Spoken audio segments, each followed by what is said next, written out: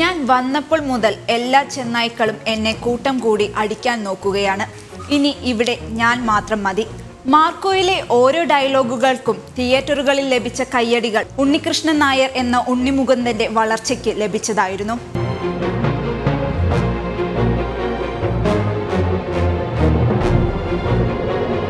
അഭിനയം മാത്രം സ്വപ്നം കണ്ട ഒരു ചെറുപ്പക്കാരൻ. അവന്റെ ആഗ്രഹങ്ങൾക്ക് ചിറക് നൽകാൻ ഒപ്പം നിന്നത് കുടുംബമായിരുന്നു.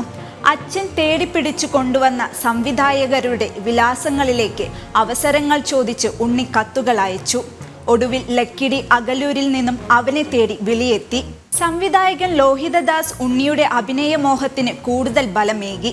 അദ്ദേഹത്തിന്റെ സിനിമയിൽ ആദ്യമായി അഭിനയിക്കാനിരിക്കുമ്പോഴായിരുന്നു ലോഹിയുടെ മരണം. ഇനി എന്ത് എന്ന ചോദ്യത്തിന് മുന്നിൽ ഉത്തരം കിട്ടാതെ നിൽക്കുന്ന സമയത്താണ് സുബ്രഹ്മണ്യൻ ശിവയുടെ രംഗപ്രവേശം. രഞ്ജിത്തിന്റെ നന്ദനം റീമേക്ക് ചെയ്യാൻ ഉണ്ണിയുടെ ജീവിതത്തിലെ വഴിത്തിരിവായി ആ വരവ്. മലയാളത്തിലെ നന്ദനം തമിഴിൽ സീഡനായി. ഉണ്ണിയുടെ സ്വപ്നം യാഥാർത്ഥ്യമായി. സിനിമാ ലോകത്ത് ഉണ്ണി അരങ്ങേറി. പിന്നീട് മമ്മൂട്ടിക്കൊപ്പം ബോംബെ മാർച്ചിലൂടെ മലയാള സിനിമാ രംഗത്തേക്ക് ചെറുതും വലുതുമായ ഒട്ടേറെ സിനിമകൾ തേടിയെത്തി. എന്നാൽ ഉണ്ണി എന്ന നടനെ ജനങ്ങൾ തിരിച്ചറിഞ്ഞത് പഞ്ചാബിയായി മലയാളികൾക്ക് മുന്നിൽ എത്തിയപ്പോൾ. മല്ലു സിംഗ് എന്ന ചിത്രം ഉണ്ണിയുടെ ജീവിതത്തിന്റെ മറ്റൊരു ടേണിംഗ് പോയിന്റായി. ഇതോടെ ഉണ്ണിക്ക് മറ്റൊരു പേരും വീണു, മലയാളികളുടെ സ്വന്തം മസിൽ അളിയൻ. ദുൽഖർ സൽമാനും ഉണ്ണിയും ഒന്നിച്ചെത്തിയ വിക്രമാദിത്യനിലും ഈ ചെല്ലപ്പേര് ഏറെ ശ്രദ്ധിക്കപ്പെട്ടു.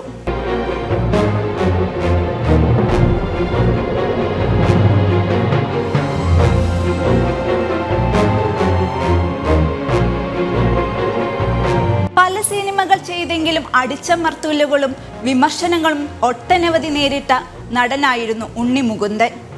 നരേന്ദ്രമോദിയെ കണ്ടതിന്റെ പേരിൽ മാത്രം മലയാള സിനിമാ ലോകത്ത് ഒരുപാട് കാലം വേട്ടയാടപ്പെട്ടു. ഒഴിവാക്കലുകളിൽ പതറിയില്ല, തിരിച്ചടികളിൽ തളർന്നില്ല, നിലപാടുകളിൽ വെള്ളം ചേർക്കാതെ അയാൾ യാത്ര തുടർന്നു. തനിക്കേൽക്കുന്ന പ്രഹരങ്ങളെ ചാരമാക്കി അതിൽ നിന്നും ഉയർത്തെഴുന്നേൽക്കാൻ സാധിക്കുന്ന ഫീനിക്സ് പക്ഷിയാണ് താനെന്ന് തെളിയിച്ചു.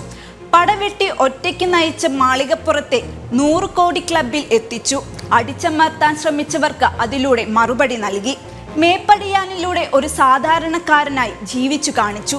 ഈ മസിലല്ലാതെ നിനക്ക് എന്തുണ്ടട കയ്യിൽ എന്നായിരുന്നു വിമർശകരുടെ ചോദ്യം.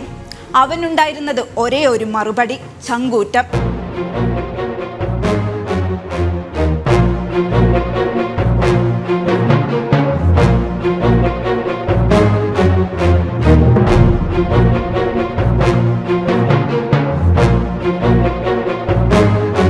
ഒറ്റയ്ക്ക് പൊരുതാനുള്ള ചങ്കൂറ്റമുണ്ടെന്ന് ഇപ്പോൾ മാർക്കോയിലൂടെ വീണ്ടും തെളിയിക്കുകയാണ് ഉണ്ണി.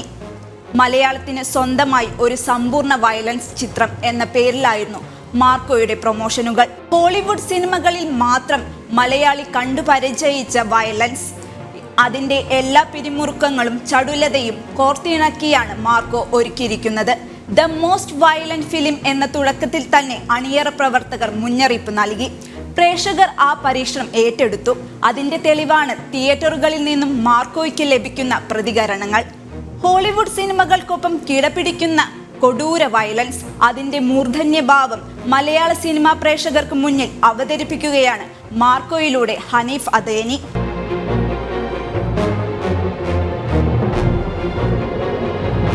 ഇനി ഉണ്ണിയുടേതായി വരാനിരിക്കുന്ന ചിത്രങ്ങളിലും പ്രതീക്ഷയേറെയാണ്. തോൽവികളെ വിജയത്തിന്റെ ചവിട്ടുപടികളാക്കുകയാണ് ഉണ്ണി മുകുന്ദൻ വീണ്ടും. ചൈത്രയാത്ര തുടരുമെന്ന് ഓരോ സിനിമയിലൂടെയും ഉറക്കെ പ്രഖ്യാപിക്കുകയാണ് ഉണ്ണി.